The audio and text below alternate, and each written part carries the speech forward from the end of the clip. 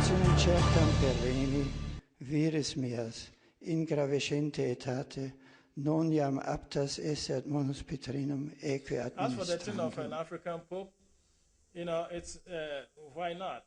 Why not?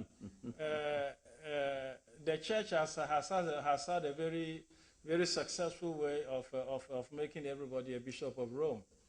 And that just means that, a Pope is not just a Pope of the Universal Church, but he's also the Bishop of Rome. And that's why every cardinal is given a church in Rome. Every cardinal, by the fact that he's given a titular church in Rome, is co-opted and made part of the clergy of Rome. And that just prepares him also to become the Bishop of Rome.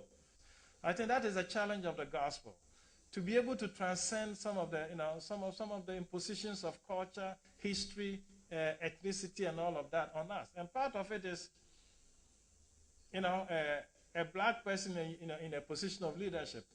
We've had it before. We have Kofi Annan from Ghana being the Secretary General of the United Nations. He had problems, but he still did it. And now it is, Obama of the United States. And if by divine providence, because the church belongs to God, if God would wish to see a black man also as a pope, thanks be to God. Thank you. Pope Benedict XVI appointed Cardinal Peter Turkson as president of the Pontifical Council for Justice and Peace.